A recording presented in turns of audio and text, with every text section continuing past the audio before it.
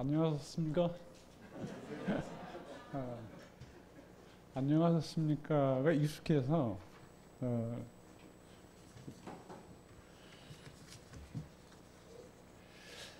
서대문 교회가 소망이 있음을 마음에 확신합니다.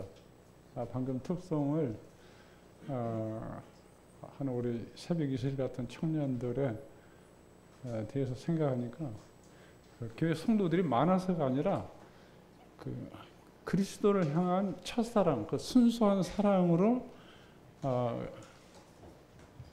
교회 일원으로서 모이는 우리 청년들을 볼 때 감사를 드리고 또 소망을 갖습니다.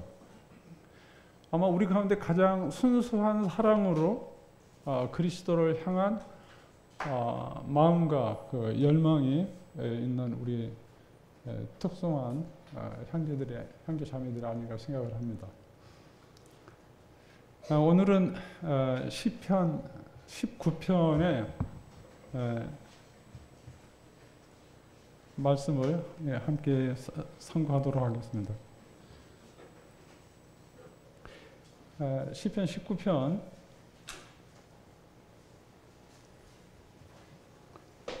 1절부터 6절까지만 우선 먼저 교독하도록 하겠습니다. 제가 1절 읽겠습니다.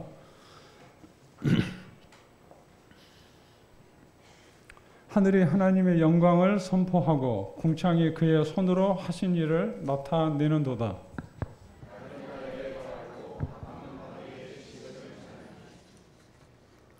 언어도 없고 말씀도 없으며 들리는 소리도 없으나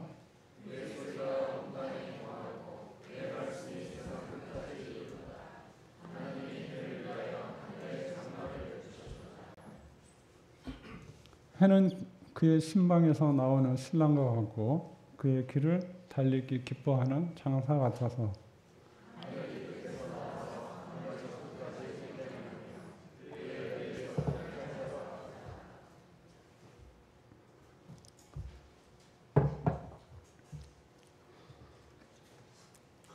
오늘 시편 19편은 이전에 다윗이 18번째 쓴 시에 똑같은 주제로 연장되어서 시를 통해서 하나님을 노래하고 또 예배를 드립니다.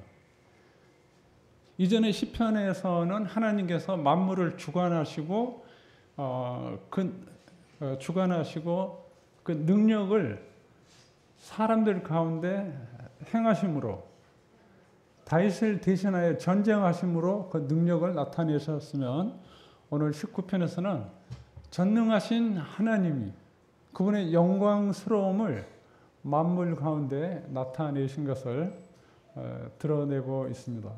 그리고 사람들에게 계시하사 이 계시를 통하여 사람들과 교제하시고 또 그 사람들을 이전에 처음 창조 때에 가졌던 그 교제를 회복하시기 위해서 구원하시기를 기뻐하심으로 인류를 위한 구원 계획을 오늘 19편에서 말씀을 하고 있습니다. 태초에 하나님이 천지를 창조하시니라. 이 창세기 1장을 근거로 한 창조를 토대로 해서 다윗은 19편에서 시를 씁니다.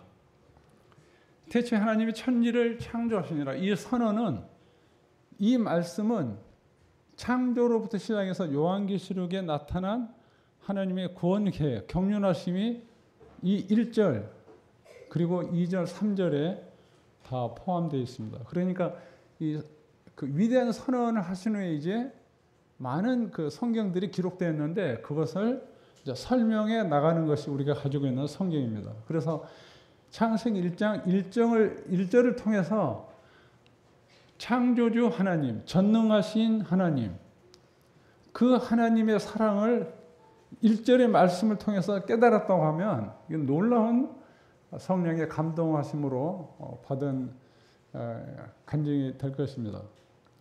창세기 1장 1절과 또 신약의 창세기라 하는 요한복음 1장 1절 그리고 요한계시록 1장 1절에서 예수 그리스도의 계시에 대해서 연속적으로 설명을 하고 있습니다. 그래서 오늘 시편 19편은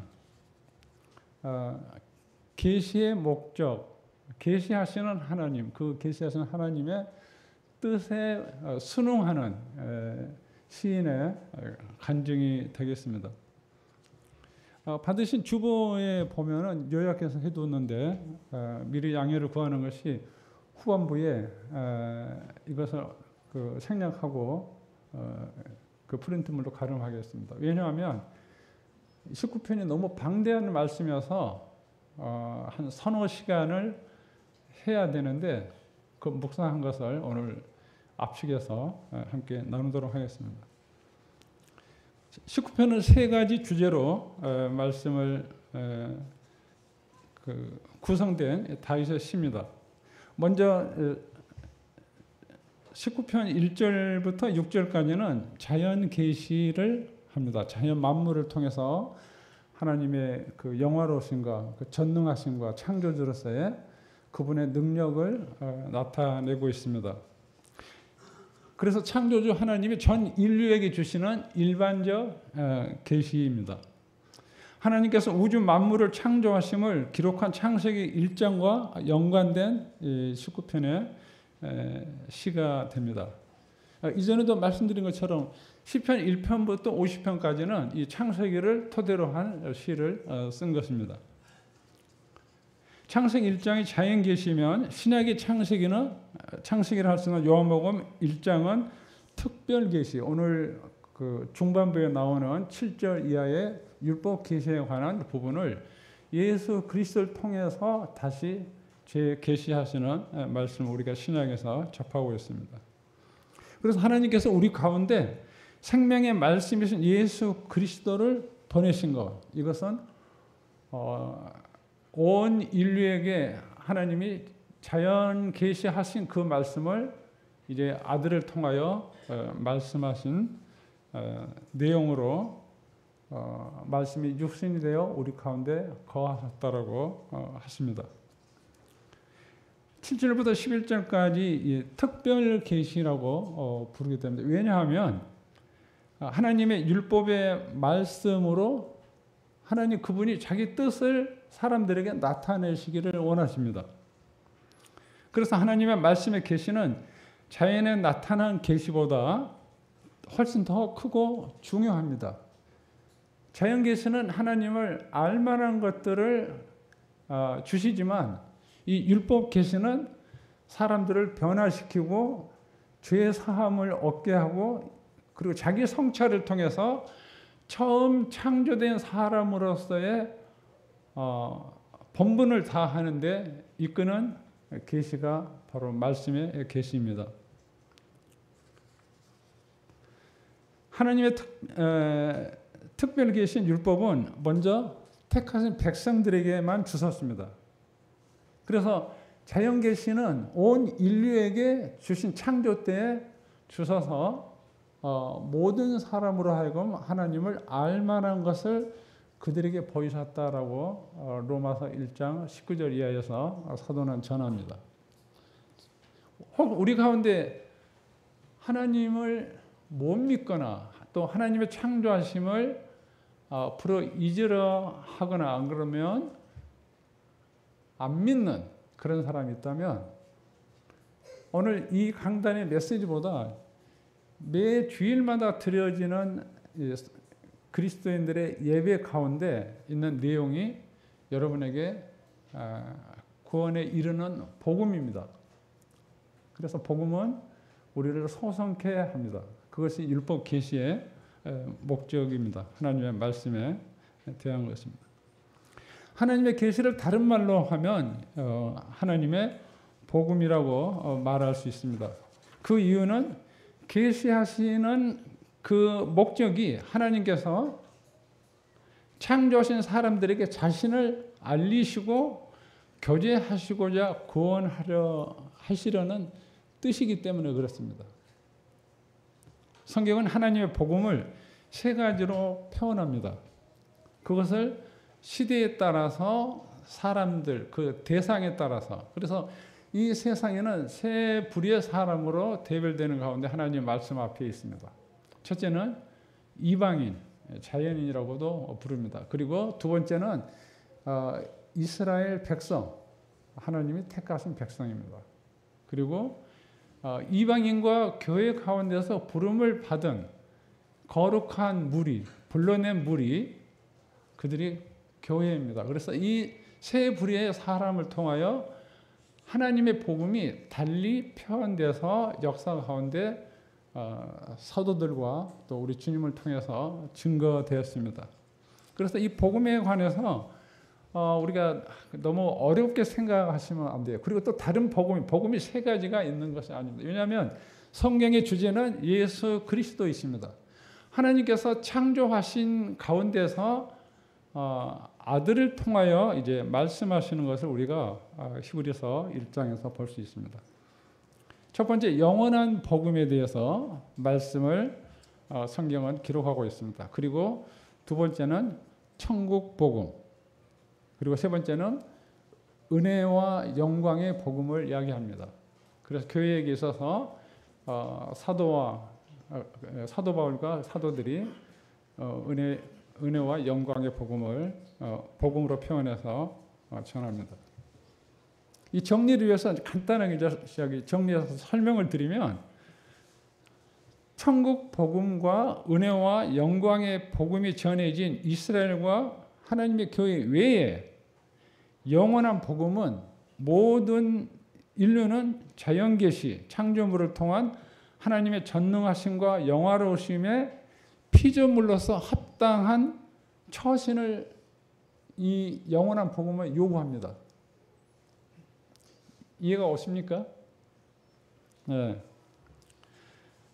하나님의 복음 모든 인류 각각 개인을 향한 직접 계시로서 이제 예수 그리스도께서 오셔서 친히 말씀이 오셔서 우리 가운데 증거하심으로 모든 사람은 하나님 앞에서 이제 계시를 받는, 복음을 통하여 생명을 받는 위치에 있습니다.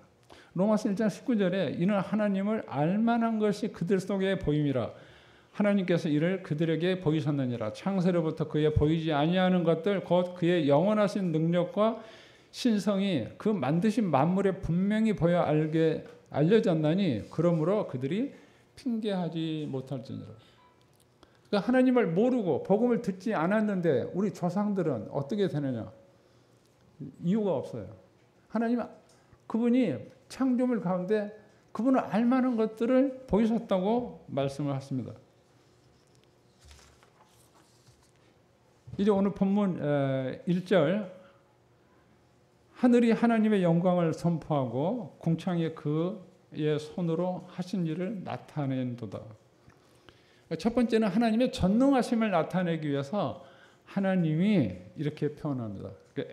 전능하신 하나님으로 묘사합니다. 창조주로서의 하나님의 크신 능력과 권세를 강조하기 위해서 전능하신 하나님이라고 표현을 한 것입니다. 그래서 하늘이 하나님의 영광을 선포한다. 그냥 하나님의 영광이란 존엄, 위세, 주님의 높고 위대하심.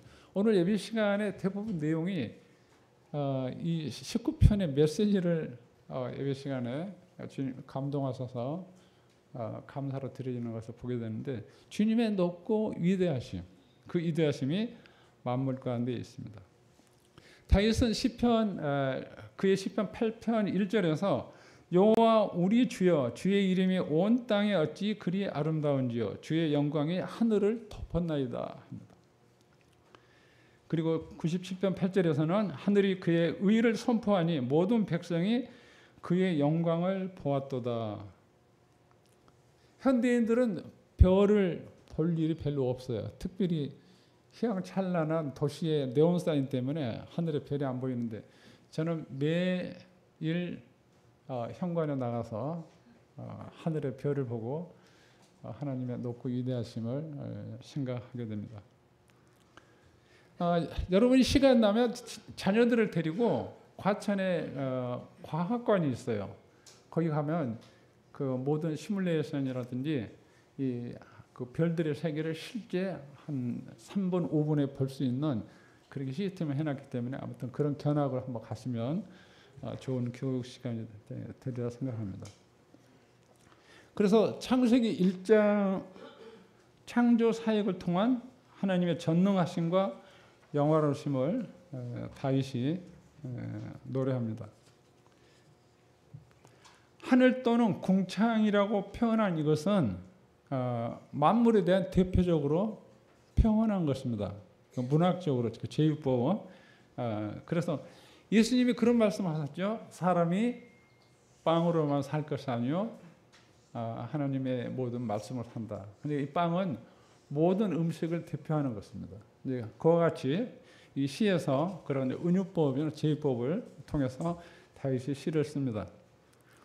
하늘과 궁창이라고 창세기 1장 8절에서 또 이 시편 19편에서 말하는 하늘이라고 말하는 그 하늘은 해와 달과 별들이 펼쳐진 지구를 중심으로 한 그 공간을 말합니다. 그런데 이제 창세기 1장 20절에 하늘의 궁창에는 새가 나르라. 이것은 피조물들이 기거할 수 있는, 기동할 수 있는 공간이 되겠습니다. 그러니까 첫 번째 하늘, 두 번째 하늘이 되겠죠. 근데 성경은 세 번째 하늘에 대해서 은연하게 사도가 이야기하는 것을 보게 됩니다. 그 세 번째 하늘이 어느 방향에 있을까? 우리의 깊은 관심입니다. 하나님께서 말씀으로 창조하시고 말씀으로 인간들을 치유하십니다. 그래서 계시하시는 것입니다.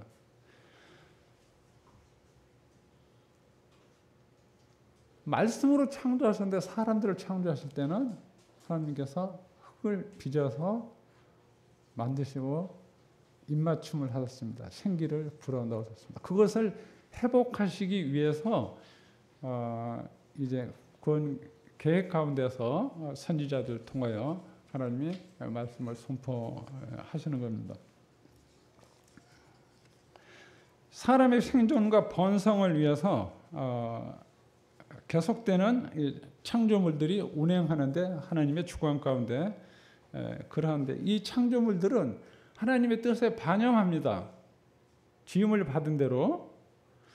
그래서 그 하나님이 주관하시는 것을 거스르지 않는데 오직 인간만이 죄악된 인간만이 그 마음에 하나님을 두기를 싫어하므로 하나님과 멀리 떠나게 되는 교제가 깨지는. 그래서 온 피조물들, 우주의 수많은 별들, 이것은 하나님의 주관하심, 그 창조하심에 의하여 창조되고 그 주관하시는 하나님의 섭리하심에 의해서 운행되는데 들에 꽃 한 송이, 풀 하나가 다 그렇습니다. 하나님 두기를 싫어함으로 불의가 가득한 것이 인간에게만 있습니다. 다시 한번 강조하고 싶은 것은 우리는 하나님의 섭리하심 가운데 있습니다. 자연계시의 목적 가운데 하나님께서 왜 별들을 만드셨을까? 그 큰 우주의 많은 별들, 그 별들을 만드셨는데 그것은 사람으로 하여금 더듬어서 살펴서 하나님 어디 계시는가 하나님 앞에 나아가도록 그렇게 하신 것입니다. 하나님을 알되 하나님을 영화롭게도 아니하고 감사하지도 아니하나 그리고 만물이 보여주는 그것을 많은 사람들을 불어이지라고 핑계를 합니다.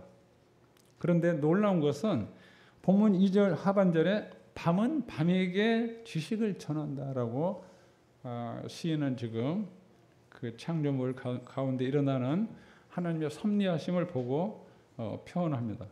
암흑한 밤중의 밤하늘의 별은 하나님의 언약하신 그 계시의 표징입니다. 별을 만드시고 창조하실 때 그 하나님의 구원 계획을 그 별들 가운데 두섰습니다. 그것을 이제 다윗과 또 많은 선지자들이 그 자연 가운데 나타난 하나님의 계시를 발견하고 순응을 하고 증거를 합니다. 인간의 구속 계획을 별들 가운데 담아두셨다. 우리가 그 점성술에 왜곡된 것을 그리스 신화적인 이런 이야기들을 어렸을 때부터 많이 들어가지고 아마 이 그 우주에 관한 하나님의 섭리하심 이것이 빨리 머릿속에 안 들어올 거예요. 이런 것들이 가득 차 있으니까. 죄로 인한 멸망 가운데 있는 죄인에게 인간의 구속 계획, 그 별들 가운데 두신 것은 하나님의 우리에게 주시는 기쁜 소식입니다. 시편 147편 4절에 성경은 하나님께서 별들을 창조하셨고 그들의 위치를 지정하시고 친히 별들의 이름을 지어주셨다고 다윗은 증거합니다. 많은 만물들 그 창조 때에 그 아담으로 짓게 하셨지만 하나님께서 처음 창조하셨던 그 많은 그 만물들에 대한 이름을 친히 정하셨습니다. 왜냐하면 하나님의 뜻을 그 가운데 두셔서 이제 알리기를 원하신 것입니다. 우리가 창세기 1장 14절에 보면 우리가 가지고 있는 여러 성경에는 그 하나님이 별들을 만드시고 나서 징조와 계절이라고 이렇게 번역되어 있는데 최근에 새 한글 성경, 여러분에게 새 한글 성경을 좀 권합니다. 새 한글 성경에는 그 원어에 있는 바로 그대로를 번역했습니다. 징조와 절기라고 이렇게 표현합니다. 이 절기 뭐에도 그러니까 어떤 징조 큰 사건을 통해서 어떤 절기를 지키는 그 기간 내에 하나님이 구속 계획을 두시고 이스라엘 백성들에게 말씀하신 것이 일곱 절기입니다. 여기서 똑같은 단어를 사용합니다. 모에드 창세기 1장 14절과 레기에서 나타난 일곱 절기에 있어서 그와 같이 말씀하십니다. 그래서 이 일곱 절기는 하나님께서 구원 계획을 이루시는 일정표예요. 우리들에게 다 일곱 표가 있잖아요. 회사에도 그렇고.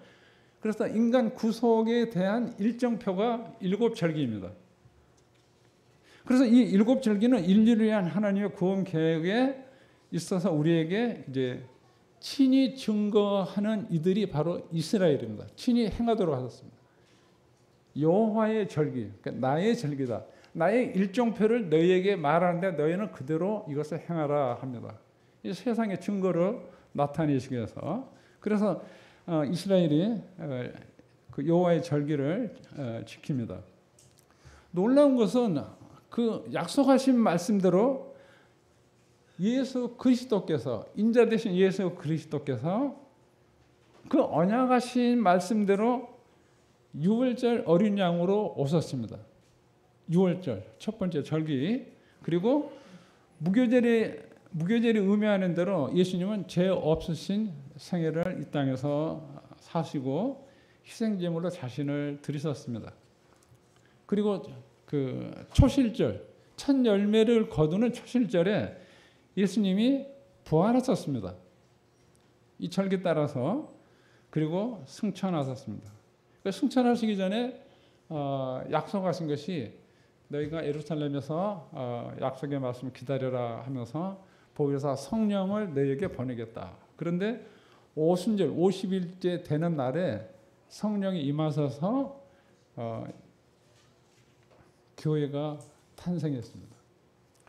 이스라엘은 이 가을이 되면 이제 예수님이 이제 지금 그러니까 네 절기를 오순절 77절이라고 부르는데 이 절기 후에 이스라엘은 나팔절을 기다립니다. 그런데 우리가 선사장의 소리와 하나님의 나팔로 주님이 강림하시는 것을 우리가 기다립니다. 영적인 천상의 백성들의 마음에 둔 절기를 따라서 우리가 사모하고 있습니다.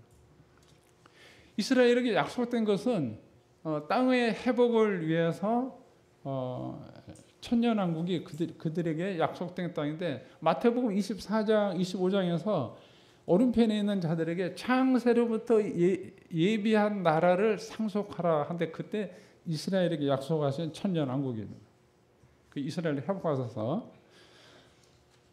근데 이제 역사 속에 놀라운 사건은 우리가 1년에 한 번씩은 꼭 경험하죠. 메리 크리스마스. 네? 네. 메리 크리스마스. 마태복음 2장 1절에 헤로드 왕 때에 헤로드 왕이 이제 통치하는 때에 동방에서 약 1570km 직선거리로 되는 지금의 이란, 페르시아의 지역에서 이제 박사들이 옵니다. 박사들이 오는데 박사들이 3명인지 뭐 10명인지 잘 모르겠어요. 근데 예물을 3가지 드렸으니까 대부분 3사람이라고 표현하는데 이 박사들이 와서 그들의 입으로 말을 합니다. 이 별을 보고 따라와서 유대인의 왕으로 나시니가 어디 계시냐? 우리가 동방에서 그의 별을 보고 그에게 경배하러 왔다. 그러니까 온 예루살렘과 헤로드 왕이 그 소동이 일어납니다. 그런데 놀라운 것은요. 그의 별을 보고 구속자의 별을 보았다라고 얘기하는 거예요. 그리고 그들은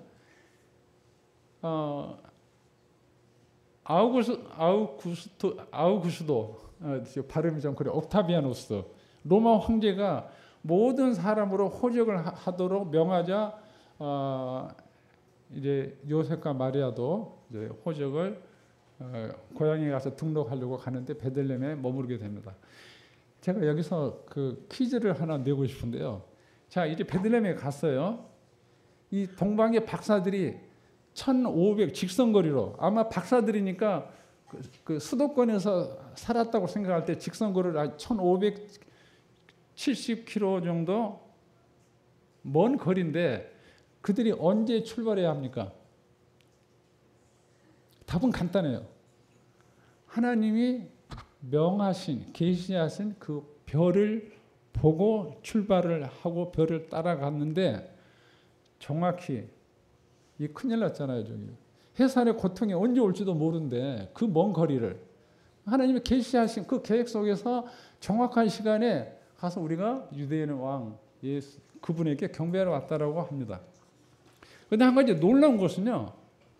이 사건이 일어나기 전에 이스라엘이 바벨론의 포로로 잡혀가는데 예수님이 오시기 전에 538년에 이 페르시아 고레스 왕이 칙령을 내려서 유태인으로 하여금 예루살렘으로 돌아가서 성전을 건축하라고 명하는데 그때 인도자가 스룹바벨입니다.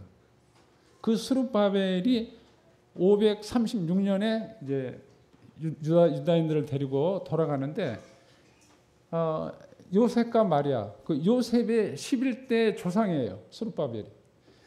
지금 이 박사들이 지금 경배하러 오르면 그 조상들이 다른 나라에 있으면 안 돼요.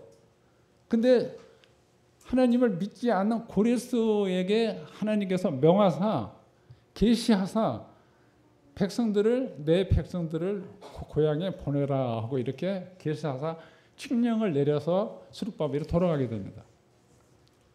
그리고 그 후에 예수님 오시기 전에 444년에 다니엘서 9장에서 아닥사스다 왕 때에 예언을 하는데 그것을 우리가 흔히 70일이라고 합니다. 그 70일에 보면은 왕이 일어난다라는 표현이 있어요. 9장 25절 이하에서 그 왕이 일어난다는 말은 예수님이 나귀를 타고 예루살렘에 입성하사 이제 공생애를 시작하시는 그것을 표현한 것입니다. 그리고 다니엘이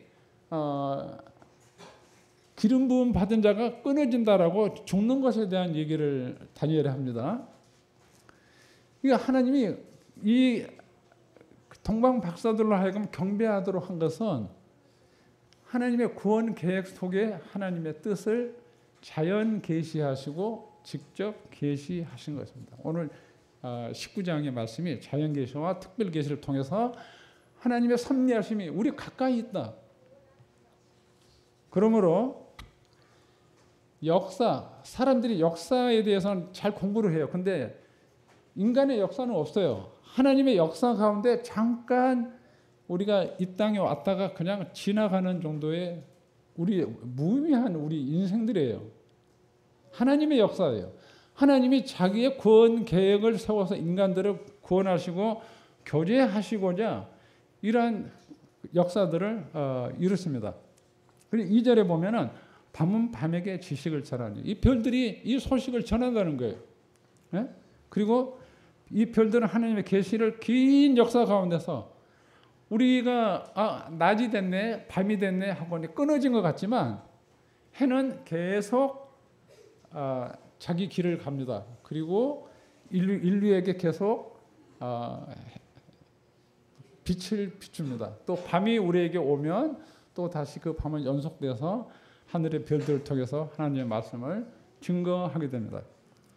욥기 38장 31절에 보면은 그 하나님의 음성을 욥이 들어요.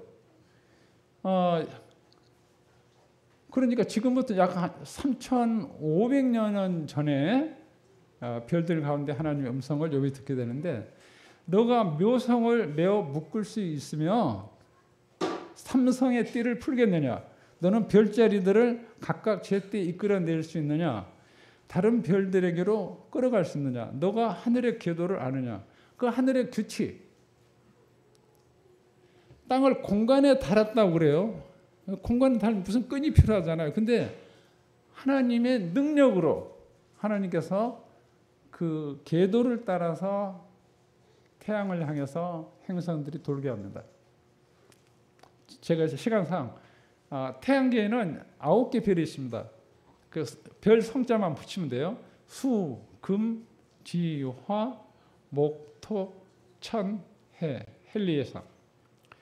이 태양이 자기 가족 9개의 행성들을 거느리고 어떻게 운행하냐면 혹시 지금 어지러우신 분 계세요? 태양이 자기 가족 이 9개의 행성들을 거느리고 하나님이 그 장막에서 해를 위하 장막을 베풀었다 그러는데 그 장막이 제가 묵상해 보니까 우리 은하예요. 해전목마 타보셨죠? 지금 태양이 9개 행성들을 거느리고 지금 조깅을 합니다. 조깅을 하는데 어떻게 하냐면은 이렇게 해전목마 타듯이 가면서 은하를 돕니다. 얼마나 어지러워요. 근데 우리 하나도 어지럽지 않잖아요. 태양이 그렇게 가고 있어요. 그래서 하나님께서 그 법칙을 땅에 베풀게 다스리게 너가 하겠느냐. 하나님 그분이 하셨다는 거예요. 주관하시고. 그래서 밤하늘의 별자리들이 하늘의 궤도를 규칙을 따라서 정해진 위치에서 운행하는데 지혜와 능력에 의하여 질서 있게 운행됩니다. 빅뱅, 대폭발, 이 거짓된 거예요. 아니 어떻게 펑 했는데 태양을 중심으로 해서 행성들이 돌아요. 올여름 많이 더웠었죠. 그래도 감사해야 돼요. 왜냐하면은 더워 조금 시원하게 그러면 우리가 목성 쪽으로 조금만 가면 우리 다 얼어 죽어요. 그리고 왼쪽으로 금성 새벽별 금성 쪽으로 조금 가면은 거기는 섭씨 400도 이상이 되는 열기를 품어냅니다. 그리고 질량이 큰 가운데 이 행성들이 우리를 빨아들이면 지금 태양과 지구 사이에는 작은 행성들이 있어요. 태양이 워낙 큰 질량을 가지고 끌어당기니까 근데 오른편에는 목성, 토성, 해성, 헬리에성 이런 별들이 있어요. 그러니까 조금만 왼쪽으로 가면은 더워서 못 견뎌요. 조금만 오른쪽으로 가면은 얼어 죽어요. 그러면 왜 더운가? 이 더운 것이 인간들이 산업 발달과 함께 이 재활용 잘 안 해요 사람들이. 막 페트병 막 불태우고 쓰레기 태우고. 그러면 오존층이 무너지면 계속 더위가 연속됩니다. 그래서 밤하늘의 별들에 대해서 너가 12궁성을 끌어내겠느냐라고 말씀하십니다. 하나님께서 친히 12궁성의 별들을 그 수요를 다 세시고 이름대로 다 부르십니다. 시편 140편 4절에 구세주에 대한 애언이나 하나님을 찬양하는 내용을 지금 다윗이 시로 표현된 겁니다. 12궁성 가운데 처녀 자리가 있습니다. 아까 우리 긴 그 도표를 봤는데 이 도표는 이해하기 쉽도록 펼쳐놓은 겁니다. 원래는 그 태양이 지나가는 그 황도대라고 그래요. 별자리들이 있는 그 황도대를 태양이 이렇게 지나갈 때 별들이 우리 가까이 있는 게 아니라 뭐 수십 광년 그 먼 하늘에 있어요. 그래서 이 우리 은하에만 해도 한 1천억 개 별들이 있는데 그 장막을 삼아서 계속 우리를 데리고 산책을 합니다. 우리 은하를 도는데 그 황도대 가운데 첫 번째 처녀 자리가 있습니다. 이 처녀 자리 12궁성은 처녀 자리로 시작해서 사자 자리로 끝나는데 성경에 여자의 후손에 대해서 창세기에서 말씀하잖아요. 그래서 이 별자리들을 깊이 공부하면 창세기부터 요한계시록까지 예수 그리스도께서 어떠하신 분인가에 대해서 우리가 알 수 있어요. 그래서 그러한 그 놀라운 진리들을 저술한 사람들이 있는데 그 중에 엠마우스 성경학교 2대 총장으로 계시고 그 선교사로 26년 계셨던 켄 플레밍 그분이 많은 저서를 했는데 엠마오 그 교조도 많이 집필을 했어요. 그 플레밍 형제님이 쓴 책에 별자리에 계시된 하나님의 음성 그것을 말씀을 하는데 여기 그 도표에 보면은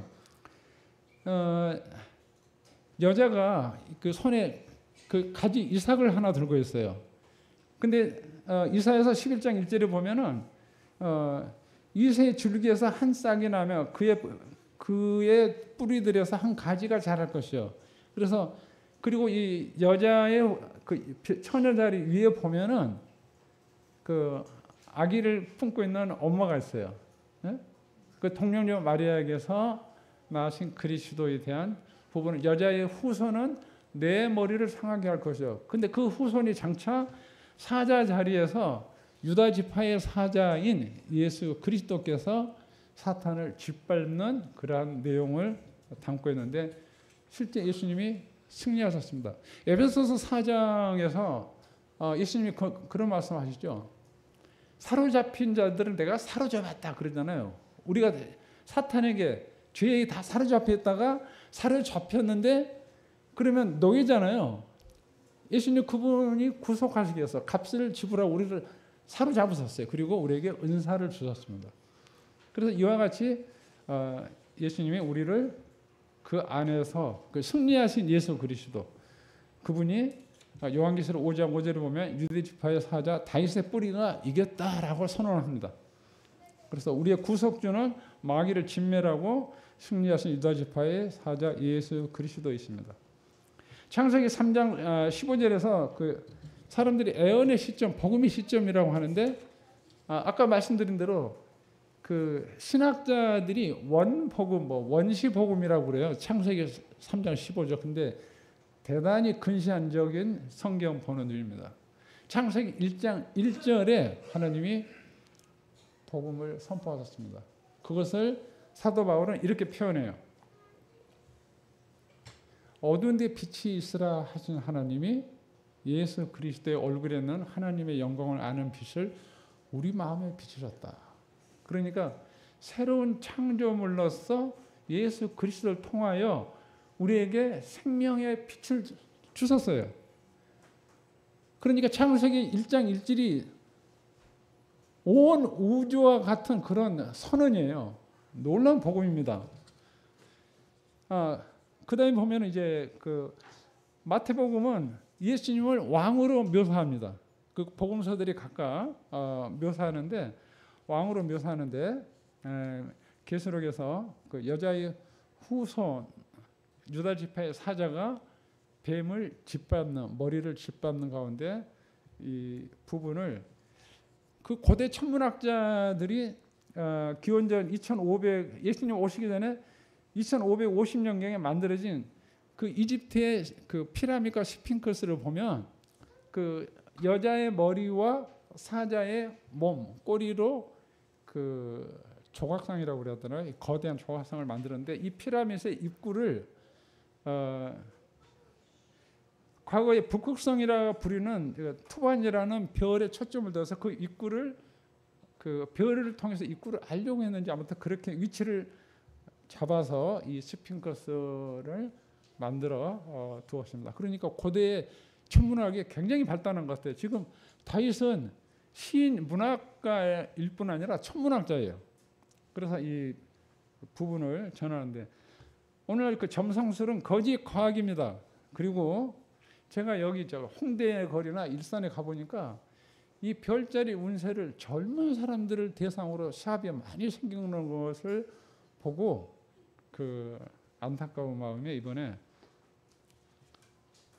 별자리에 담긴 별자리에 게시된 하나님의 음성 그 책을 지난 금요일 날 출간을 했습니다. 3개월 동안 이 시간에 맞춰서 그래서 오늘 끝나신 다음에 모두 그냥 읽으시고 나서 감동하시면 17,000원인데 아무튼 이제 조금 더 광고하신 분에게 나누도록 하겠습니다. 책 장사를 제가 잘 못해요.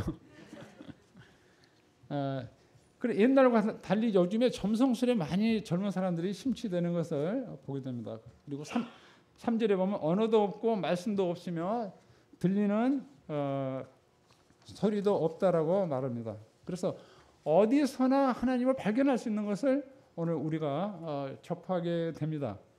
그래서 4절에 보면 19장 4절 그 소리가 온 땅에 통하고 그 말씀이 세상 끝까지 이르도다. 그래서 이 말은 2절과 3절의 말은 이사야 28장 10절이 조금 이해를 주는 것 같아요.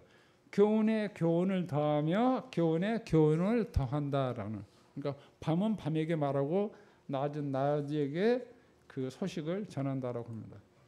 5절에 보면 해는 그의 신방에서 나오는 신랑과 같고 그에게를 달리기 기뻐하는 장사 같다. 이 말씀을 계속 묵상하면서 그 신방이 어딘가 그리고 그 해를 위하여 하나님 장막을 베푸셨다고 그러는데 그 장막이 어딘가 그래서 깊이 이렇게 묵상해 보니까 하나님 별들 가운데 주셨어요. 이 우리 은하를 벗어나지 않습니다. 태양이 지금 점 하나로 찍혀 있는 저 태양은 9개의 행성들을 다 품고 지금 조깅하고 있는데 지구가 안 보여요. 지금 저희가 이 자리에 앉아 있습니다. 많은 영상을 보면 여러분 머리가 혼란스러울까 봐 이 서대문 교회에서부터 저 은하까지 영상을 편집했다가 제가 지금 그만두었어요. 나는 누구인가? 저것만 봐도 나는 누구인가? 그래서 하나님의 놀라우신 은혜와 사랑이 인간이 무엇이긴데 사람이 무엇이긴데 우리를 기억하십니까라고 사도들은 증거합니다. 주님의 손가락으로 만드신 주의 하늘과 주께서 베풀어 주신 달과 별들을 내가 보니 사람이 무엇이기에 주께서 그를 생각하시며 인자가 무엇이기에 주께서 그를 돌보시나이까라고 하는데 정말 하나님의 그 섭리하심에 대해서 감사합니다. 그 섭리하심에 대해서 시편 19편은 자연계시와 특별계시, 율법을 통하여 자신을 나타내시는 것, 인간을 구속하시기 위해서 교제하신다는 것, 이것 꼭 기억하시고 오늘 우리 가운데 하나님을 믿지 못한 분이 계시면 그 하나님을 더듬어 찾으시기 되기를 바랍니다. 태양의 힘 있는 묘사, 그 영향력 아래 인간이 무기력함을 다윗은 보고 하나님이 높고 위대하심을 찬양합니다. 모든 만물을 주관하는 태양이 힘 있는 통치의 운행은 생명체들을 소상케 합니다. 그래서 상징적이며 은유적으로 태양은 인류를 구속할 의로운 해를 연상하게 하는데 말라기서에 만군의 여호와가 이르노라 내 이름을 경외하는 너희에게는 공의로운 해가 떠올라서 치료하는 광선을 발하리니 그 의로운 해가 예수 그리스도이십니다. 그분을 우리에게 보내셔서 우리를 치유하셨습니다. 병든 우리를 치유하시고 하나님 앞으로 인도하십니다. 자, 이제 특별 계시에 대해서 시간이 다 됐는데요.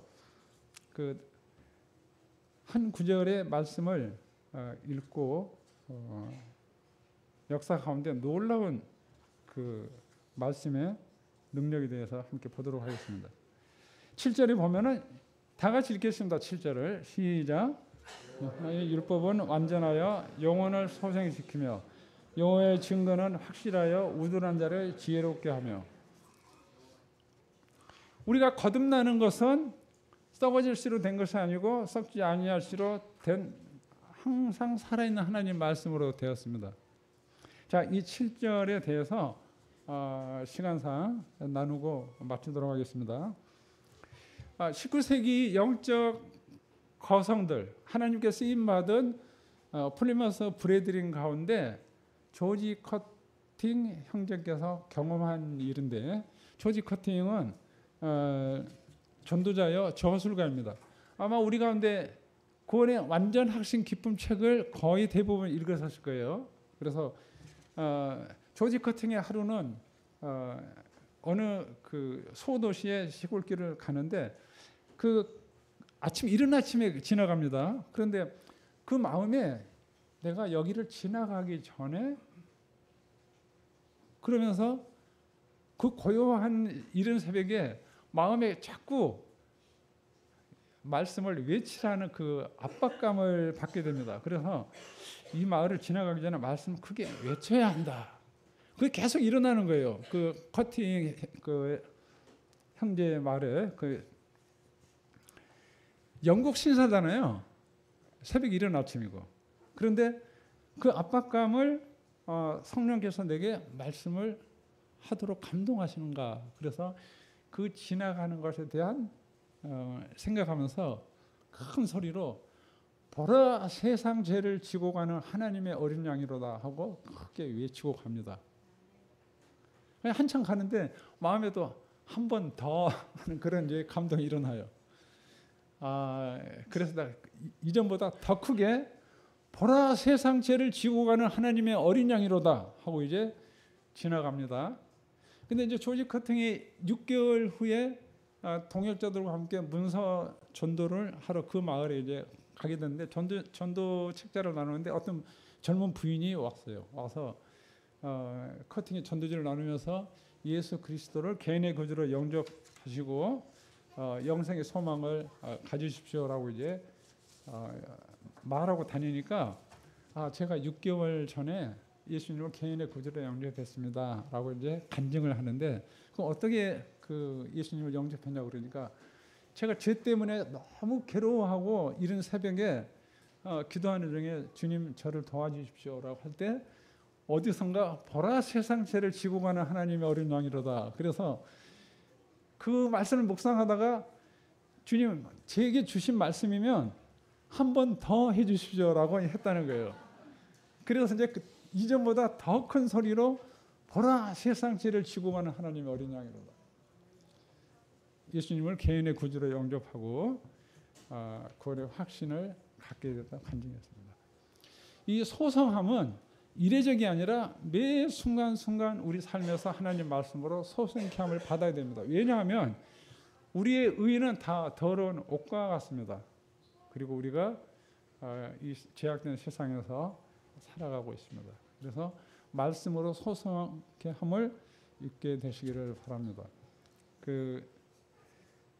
제가 이제 짧게 딱 한 가지만, 여기에 창세기부터 요한계시록까지 예수 그리스도께서 어떠하신 분인가에 대해서 기록한 내용들이 있습니다. 그래서 편하게 읽으시고 감동 받으시기를 바랍니다. 감사합니다.